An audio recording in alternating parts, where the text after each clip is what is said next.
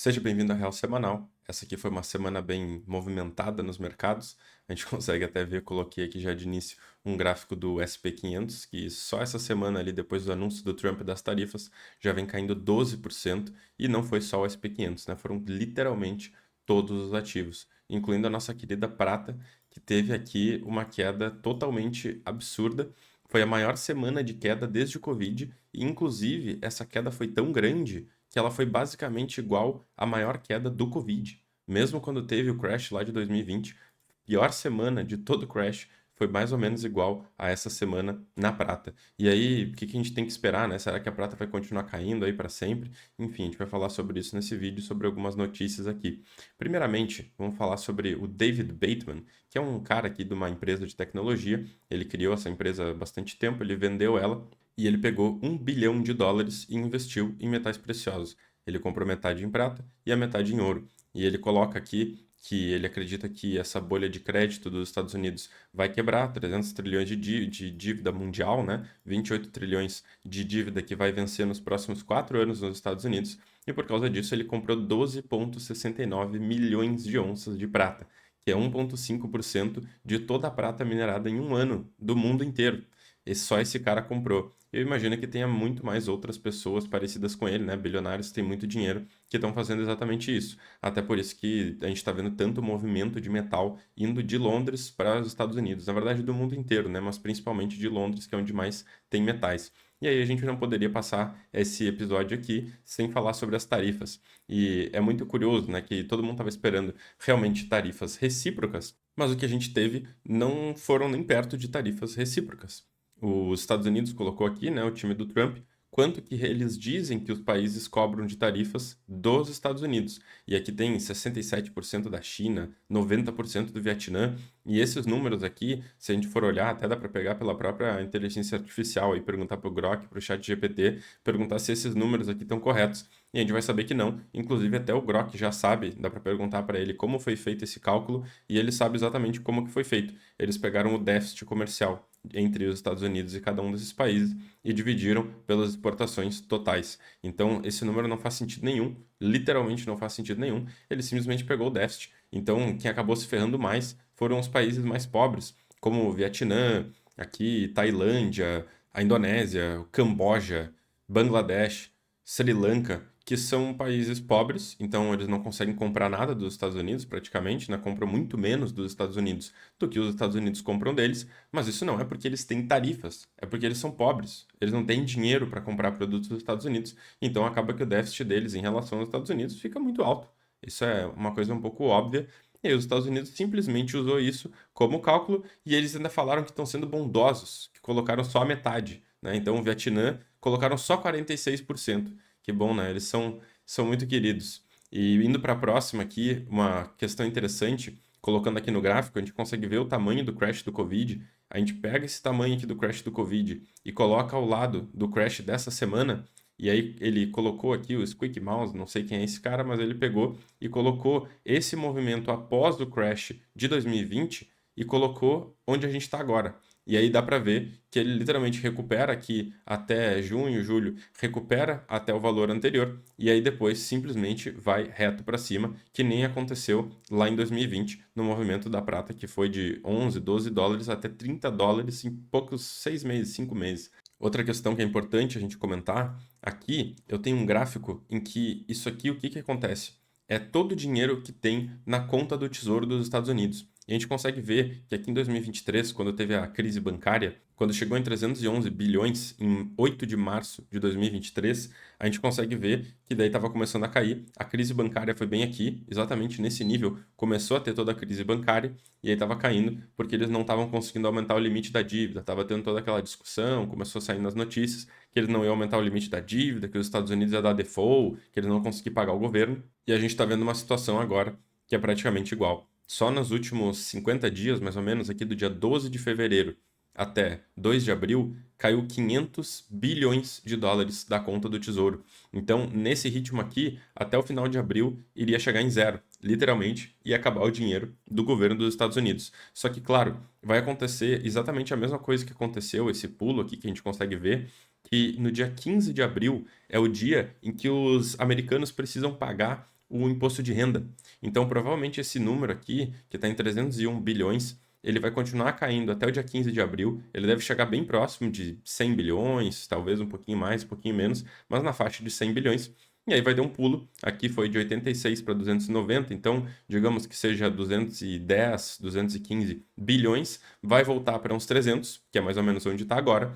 E aí depois eles vão ter que aumentar o teto da dívida, no máximo até a metade para o final de maio. Senão, literalmente vai acabar o dinheiro. Eu lembro que eu estava acompanhando esse negócio aqui em tempo real, lá em 2023, e chegou em 49 bilhões, que é um absurdo. Teve dias aqui, ó, em uma semana, do dia 10 de maio até 17 de maio, que caiu quase 100 bilhões. Então, eles chegaram a ficar 3, 4 dias de acabar o dinheiro, né? Isso aqui era uma quarta-feira, tinha 48 bi, e eles podiam literalmente ter ficado sem dinheiro se não aumentassem o teto da dívida exatamente naquele momento. E aí a gente vai para o próprio mercado, para a gente ver o que está acontecendo. E tem muita gente falando, que é o que eu acredito que aconteceu realmente, que o Trump ele não se importa mais com a bolsa, né? Ele não se importa com isso aqui caindo, SP500, com a Nasdaq caindo, ele não se importa com isso. O que ele quer ver? Ele quer ver o juro de 10 anos caindo. E por quê? Né? O secretário do Tesouro dos Estados Unidos, o Scott Bessent, ele vem falando muito sobre o juro de 10 anos dos Estados Unidos. Que esse aqui é o indicador que eles mais olham, é o indicador mais importante da economia. E por que eles dizem isso? Exatamente porque está acabando o dinheiro dos Estados Unidos. Eles estão acabando aqui com o dinheiro, eles vão ter que aumentar o teto da dívida, e depois que eles aumentarem o teto da dívida, eles precisam emitir mais dívida. No momento que eles emitem mais dívida, esse preço do título ele vai cair. Quando o preço cai, o juro sobe. Então eles precisam um juro mais baixo possível para eles conseguirem emitir essa dívida com um juro mais baixo. Né? Eles não querem ter que emitir trilhões e trilhões de dívida aqui a 4,8% ou 5%. Eles querem emitir aqui em 4%, em 13,5%. Então a tese é de que eles literalmente querem causar esse crash, eles estão fazendo esse crash propositalmente para as pessoas, se ficarem com medo, venderem suas ações e comprarem títulos do Tesouro americano e ajudarem a financiar essa dívida que eles vão ter que rolar. Só que o que acontece? No final do dia de ontem, quando a bolsa ainda estava despencando, até posso colocar aqui num gráfico o SP500 ao lado do juro para a gente conseguir ver melhor. Vou colocar aqui em linha para ficar similar, né? Essa linha aqui mais branca, mais cinza, é o juro de 10 anos dos Estados Unidos. E a gente consegue ver que ontem, na sexta-feira, esse juro ele começou a subir, aqui ó, após as 7 da manhã, ele já começou a subir enquanto a bolsa continuou caindo. Então, inicialmente, estava dando certo, né? A gente consegue ver que a bolsa estava caindo, o juro estava caindo junto. Aqui ó, a bolsa caiu, o juro caiu junto. Aqui a bolsa caiu, o juro caiu junto. Mas o que aconteceu na sexta? A gente viu que abriu essa boca de jacaré, que a gente chama, né? Que uma coisa vai para um lado e outra coisa vai para o outro.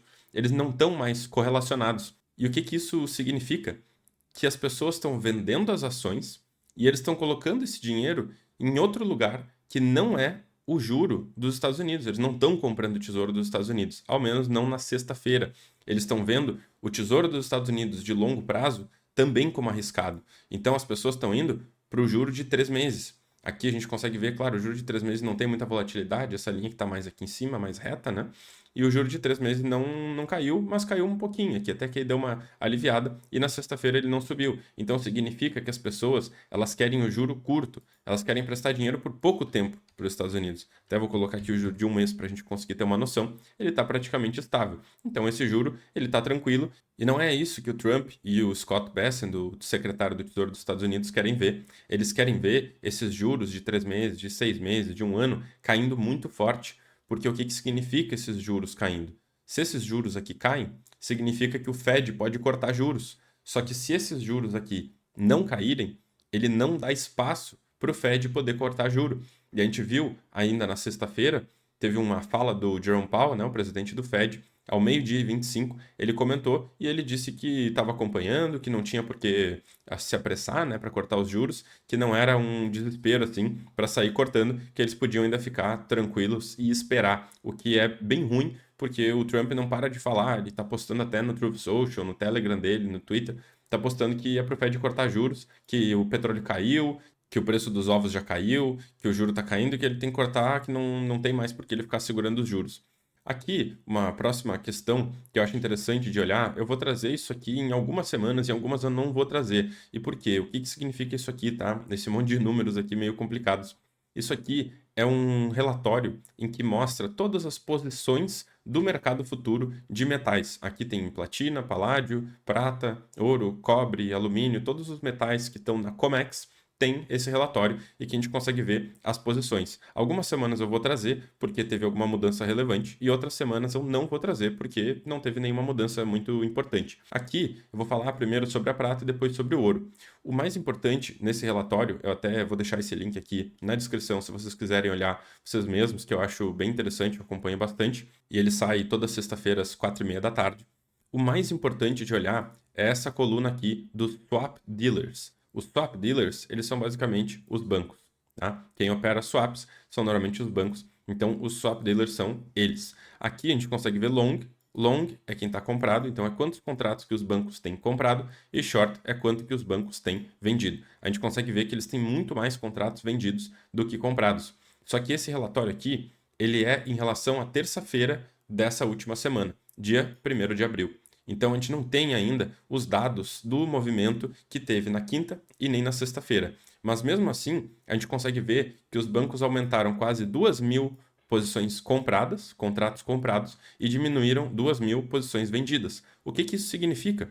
Significa que os bancos, eu vou abrir aqui no gráfico para a gente ver exatamente esses dias que eu estou me referindo no gráfico da prata, e a gente consegue ver aqui nesses dias em que a gente tem esse relatório, que é de quarta-feira até terça-feira dessa semana, né? Quarta-feira da semana anterior até terça-feira dessa semana, que seria dessa barra vermelha aqui menorzinha até essa barra vermelha um pouco maior. Então é esses 5 dias aqui, foi a semana em que tem o relatório.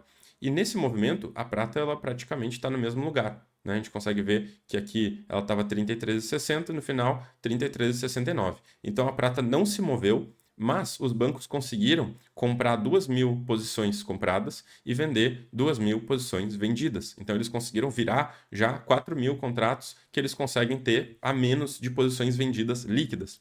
Só que o que acontece? Normalmente, quando o preço cai, é quando eles conseguem fechar as posições vendidas, porque os bancos quase sempre ganham. Se a gente olhar esse relatório e ver quanto que os bancos ganham e quanto que eles perdem, eles praticamente sempre ganham. Então, se eles estavam com muitas posições vendidas e esse negócio aqui despencou, os bancos ganharam muito dinheiro. Então, esse movimento aqui foi muito bom para os bancos. E, de certa forma, por mais triste que possa ser, a gente às vezes precisa torcer para os bancos nesse mercado. Porque se os bancos estão muito vendidos, é muito difícil do preço subir porque eles não querem perder dinheiro. Então eles ficam desesperados e eles vendem cada vez mais, porque é tudo contrato, não é uma prata verdade que eles estão vendendo, não é uma prata real, é contratos de prata. Então eles derrubam o preço para conseguir proteger as posições vendidas deles. Então essa queda aqui, eles com certeza compraram muita prata nessa queda. Os bancos devem estar virando a posição deles e eu acredito que se tiver mais movimento de queda, a gente vê que teve um volume aqui muito absurdo, foi o maior volume praticamente, olha, desde que teve aqui a crise do Japão, que foi um desastre, o maior volume em 5, 6 meses foram esses 2 dias. Foi um volume bem importante. Se a gente olhar nos contratos futuros, foi até um pouco mais essa queda aqui, porque o contrato futuro ele tinha um prêmio ainda por cima por causa das tarifas. Só que a prata e o ouro, eles foram isentados das tarifas. Não vai ter tarifa em ouro e prata de grau investimento. Então, o movimento de queda aqui nos contratos futuros foi ainda maior. Em 2 dias, a gente viu 16,7% de queda. 16,7%. É a maior queda em 2 dias da história. Não teve? Não tem? Talvez lá em 1980, que eles literalmente fecharam a Comex, só podia vender, ninguém podia comprar. Aí teve uma queda, mas a gente consegue ver que esse tamanho aqui dessa queda de 2 dias não teve nada igual. Mesmo aqui, depois do topo, teve um dia aqui de 10% e aí o outro não caiu. Nunca teve 2 dias assim tão absurdos seguidos, né? É muito difícil. Mesmo aqui no crash do Covid, teve literalmente só uma vez que teve 2 dias seguidos, que na verdade não foram bem seguidos, que foi uma sexta-feira e uma segunda, né? Teve o pulo aqui do final de semana e aí aumentou um pouco o desespero, mas se a gente pegar a quinta e a sexta, nem a do Covid foi pior. Então a gente está tendo um movimento agora muito rápido e muito agressivo, o que é muito bom para conseguir limpar esse mercado. Tinha muita gente que estava comprando, alavancado, empolgado, e aí eles fazem isso. Todo mundo que estava alavancado teve que fechar as posições, e quando eles fecham as posições compradas, os bancos conseguem fechar as posições vendidas. Então agora isso aqui para os bancos vai ser maravilhoso, eles se livram dessas posições vendidas e podem começar a recuperar. Para esse vídeo aqui não ficar tão longo, eu só vou fazer um review geral dos movimentos da semana, mas aqui basicamente tudo caiu. Para ser razoável aqui, a gente já pode basicamente saber que tudo caiu, mas vamos olhar o que que aconteceu exatamente em cada mercado. Aqui na Platina a gente teve um absurdo, 4 dias de queda. O Bitcoin, ele caiu bem forte depois do anúncio, ele estava até subindo e acabou que ele segurou um pouco na sexta-feira, agora no final de semana está um pouco mais fraco, mas aqui depois do anúncio do Trump, das tarifas, do topo, ele chegou a cair 7% em 3 horas, praticamente. Então foi bem absurdo essa primeira queda, mas na sexta até que ele segurou bem forte. Foi, até fiquei impressionado, teve bastante gente comentando ali no X, enfim, sobre essa segurada do Bitcoin.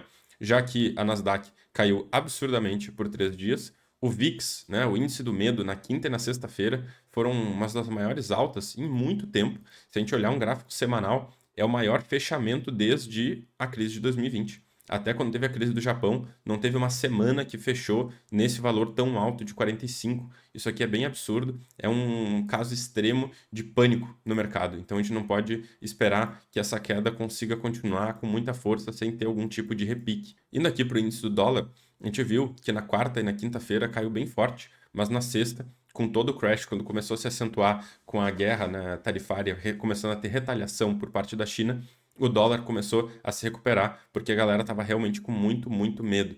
A gente consegue ver o cobre, foi uma questão aqui totalmente absurda, né? O cobre caiu 4% na quinta e 9% na sexta-feira.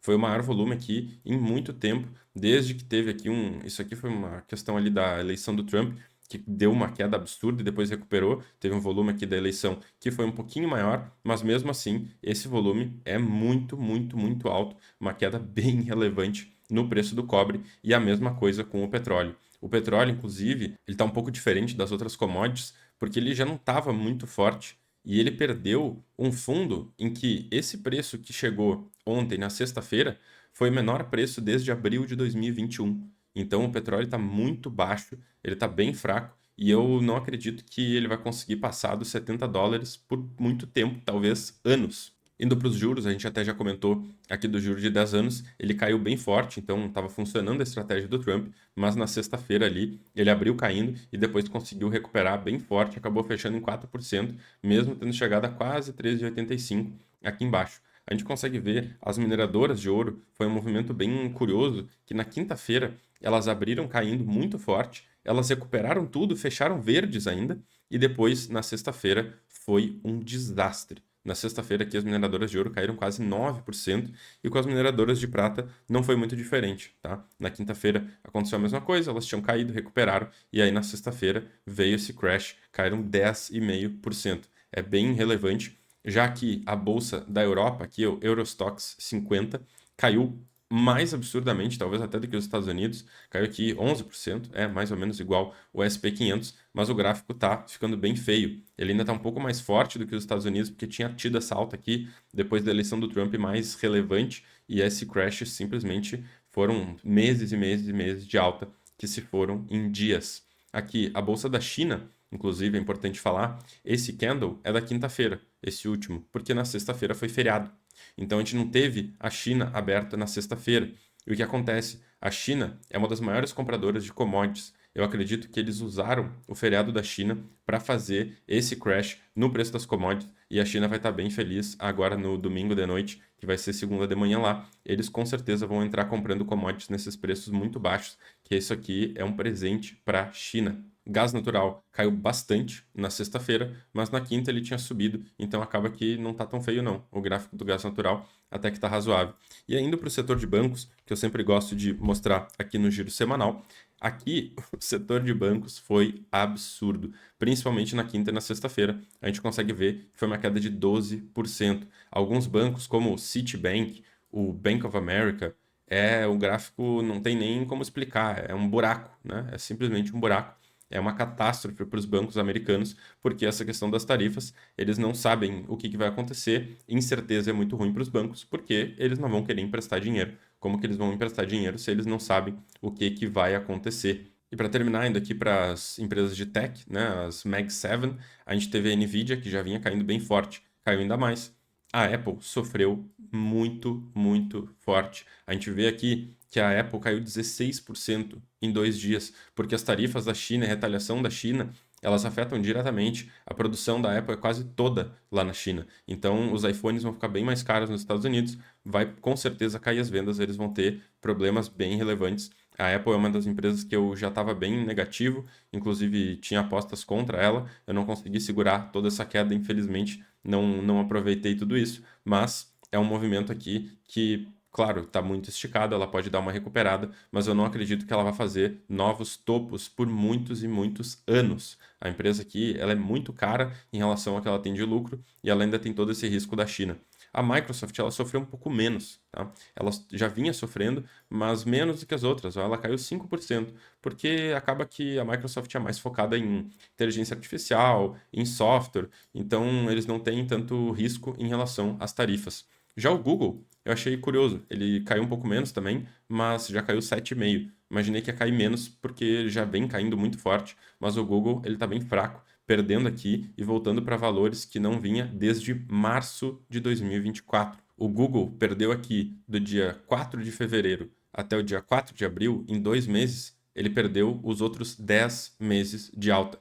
10 meses de alta se foram em 2 meses. Por isso que a gente diz, precisa ter metais. A gente olhando aqui, o preço do ouro, obviamente, segurou. Ele voltou para valores nunca antes vistos até 6 dias atrás. Então, o ouro se mostrando como um ativo de defesa muito relevante e segurando aqui ainda acima dos $3.000. A Amazon aqui também sofreu, um pouco menos, mas também sofreu. Tesla sofreu um pouco menos, que tinha caído muito forte, mas também na sexta-feira, principalmente, caiu 10%.